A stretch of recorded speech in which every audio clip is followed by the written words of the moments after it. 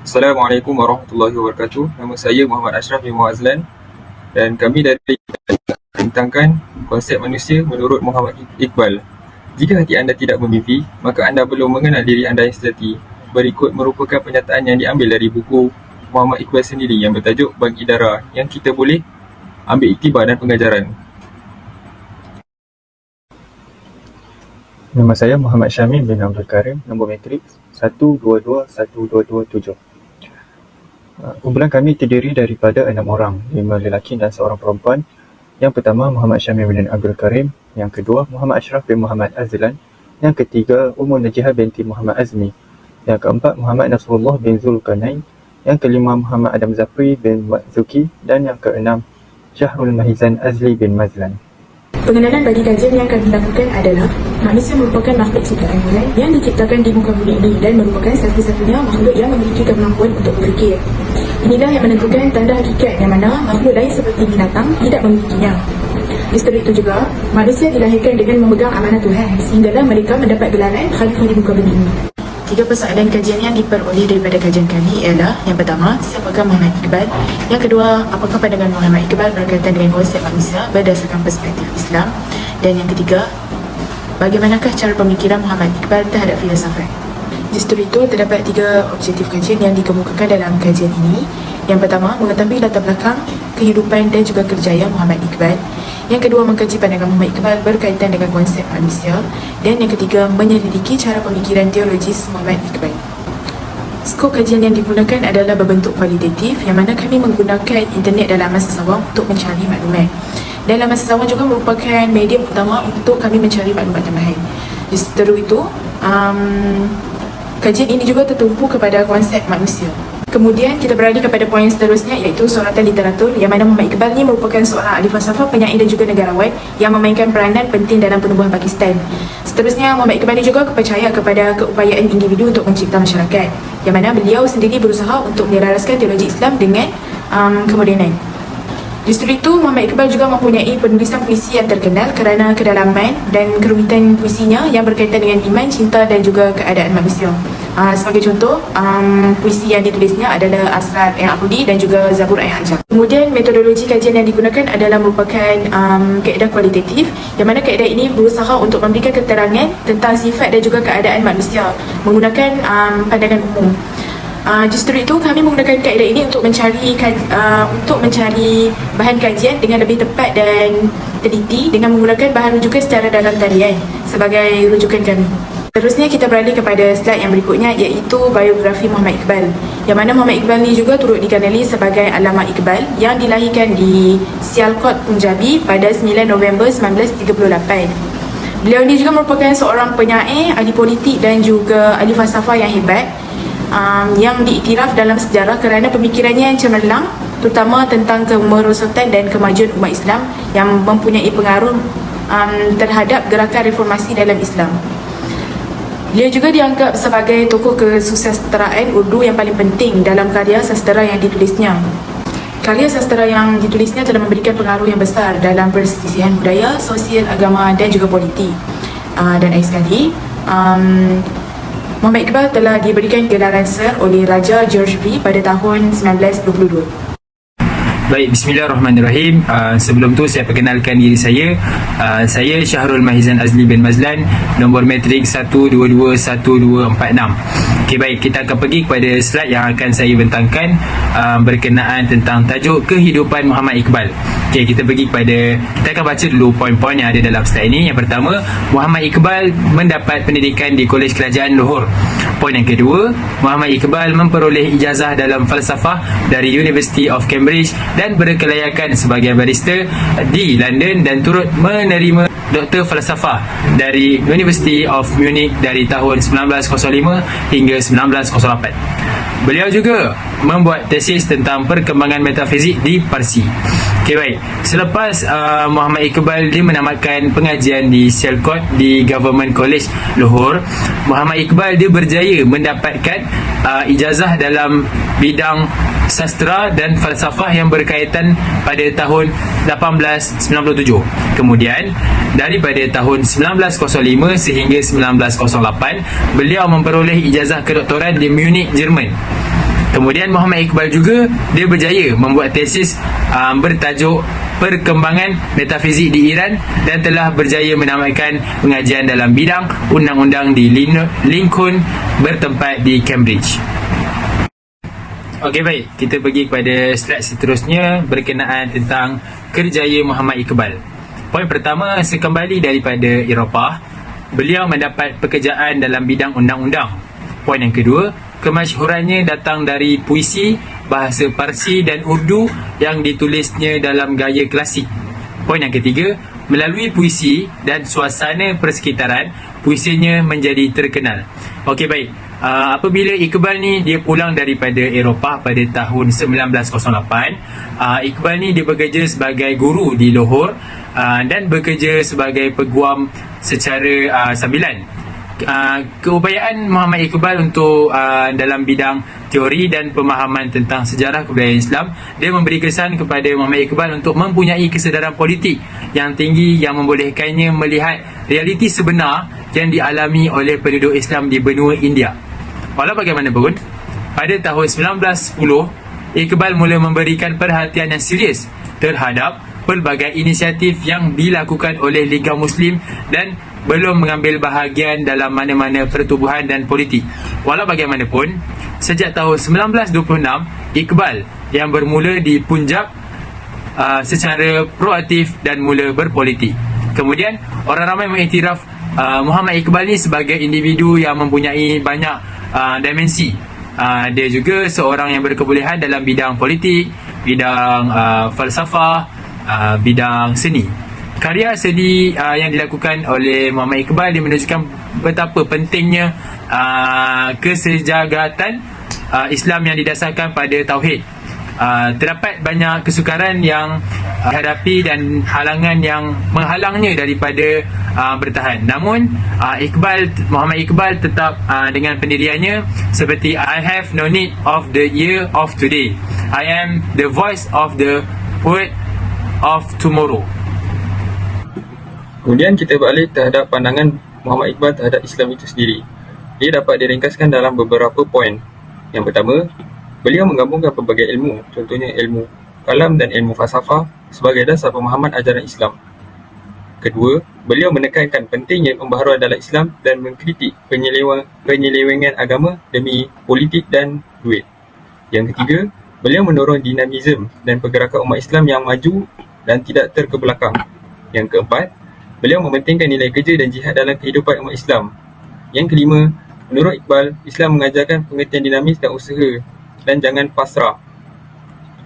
Dalam apa yang kita boleh simpulkan, Muhammad Iqbal mengajarkan pentingnya pemahaman yang luas, kritik terhadap penyelewengan agama demi kepentingan sendiri dan gerakan dinamis untuk memajukan umat Islam. Kemudian kita balik kepada pandangan beliau terhadap Al-Quran. Beliau yakin terhadap kebenaran Al-Quran itu sendiri. Yang kedua, Al-Quran adalah sumber hukum utama yang menekankan pentingnya perbuatan daripada hanya konsep. Yang seterusnya, beliau berpendapat bahawa tafsir Al-Quran dapat berkembang sesuai dengan perubahan zaman. Yang seterusnya, beliau mementingkan ijtihad sebagai prinsip mencari solusi yang baru dan bukan menunggu hukum yang sedia ada sahaja. Yang seterusnya, beliau memberatkan pengamatan reflektif terhadap alam semesta sebagai salah satu aspek penting dalam memahami Al-Quran. Contohnya, kita boleh mengamati pandangan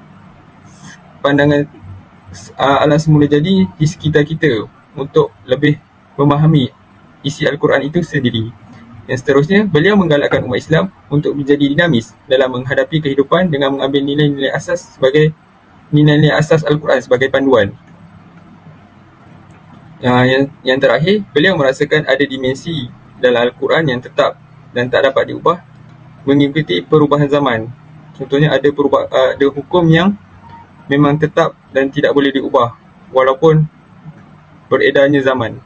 So, kesimpulannya, Muhammad Iqbal mendorong umat Islam, iaitu kita, untuk mengembangkan pemahaman yang rasional dan mendalam tentang Al-Quran, menggunakan nilai-nilai yang terkandung di dalam Al-Quran itu sendiri sebagai panduan untuk mencipta perubahan positif dalam kehidupan kita tersendiri. Pandangan Muhammad Iqbal terhadap hadis.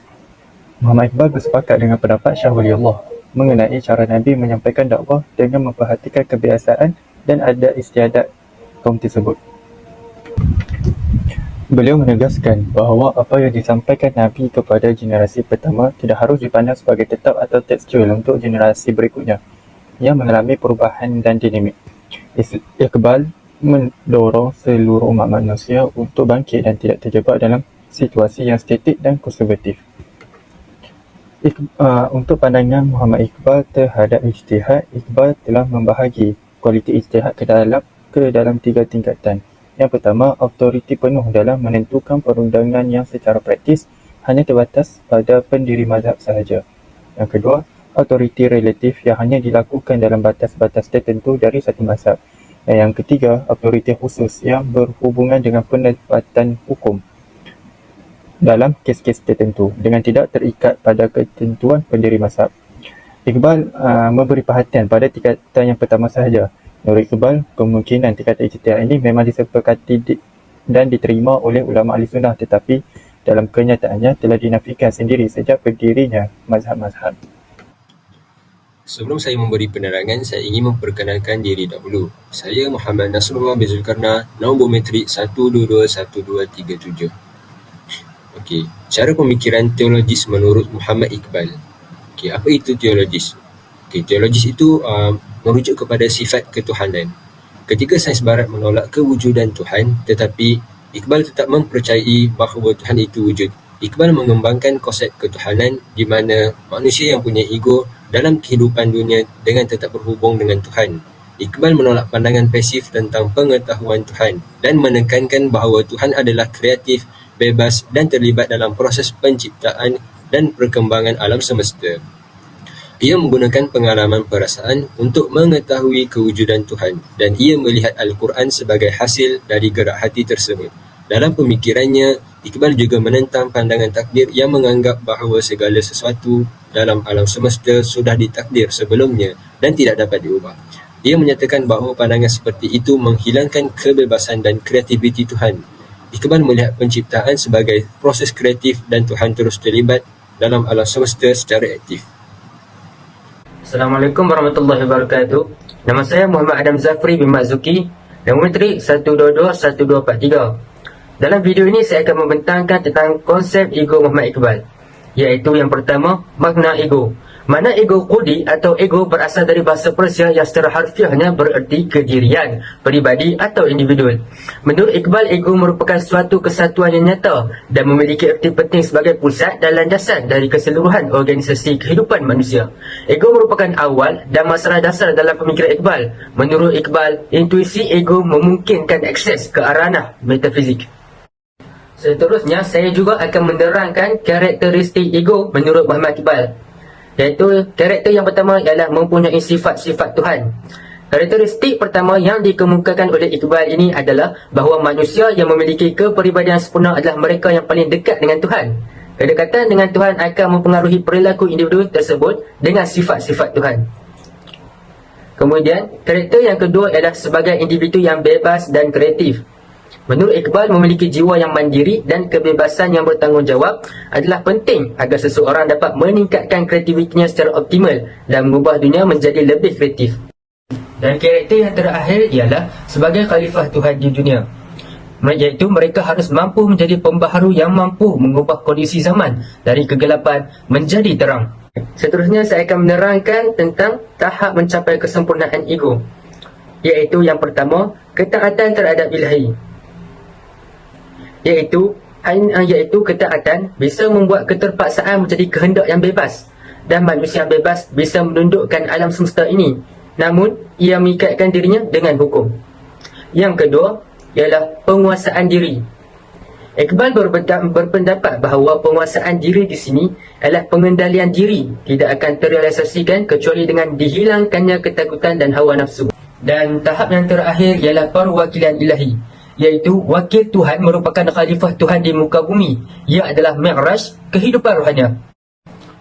Kemudian pada slide ini pula saya akan menerangkan tentang jenis-jenis ego. Jenis-jenis ego ada dua, iaitu yang pertama, ego efisien, iaitu ego yang bersifat praktis yang berhubungan dengan dunia lahiriah. Yang kedua, ego efisien ini meliputi keadaan-keadaan yang melintasi kesedaran. Dan yang terakhir untuk ego efisien ialah ego ini ialah waktu yang tertentu, iaitu waktu yang dapat diekspresikan dengan kata lama, sebentar, panjang atau pendek.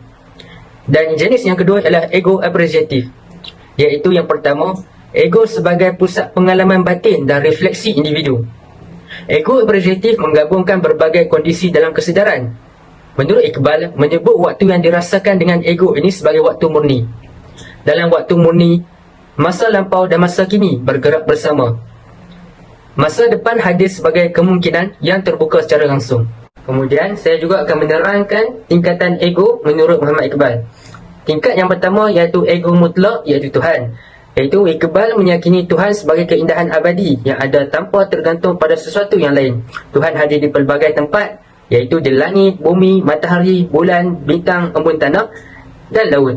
Dia adalah penyebab dari gerak segala sesuatu dalam ego manusia. Keindahan abadi merupakan sumber ego alam semesta. Tuhan melingkupi segalanya seperti matahari, sementara individu seperti lilin yang keberadaannya hilang di tengah cahaya Tuhan. Kemudian yang kedua ialah ego individu. Ego ini menekankan bahawa manusia adalah individu yang unik dan bertanggungjawab atas perbuatan dan hasil kerjanya. Manusia memiliki kebebasan dan kekuasaan untuk membentuk kepribadiannya dan lingkungannya. Rintangan dan halangan membantu memperkuat ego manusia, dan tujuan hidupnya adalah mencapai keabadian. Manusia harus menghadapi dan menguasai lingkungannya untuk mencapai kemerdekaan dan mendekatkan diri pada Tuhan, yang seperti solat, puasa dan zakat. Tingkat yang ketiga ialah ego materi, iaitu Iqbal menjelaskan bahawa alam semesta adalah manifestasi dari kehendak kreatif yang bebas. Kehendak ini merupakan dasar dari semua kenyataan dan mewujudkan dirinya dalam segala realitas. Ia berpendapat bahawa alam semesta adalah diri atau ego, dan kehidupan manusia juga merupakan kehidupan ego. Alam semesta memiliki tujuan dan harus dianggap memiliki keegoan sebagai pusat rujukannya. Alhamdulillah, itu sahaja pembincangan kajian kumpulan kami yang bertajuk Konsep Manusia menurut Muhammad Iqbal. Terima kasih kerana sudi menonton dan mendengar.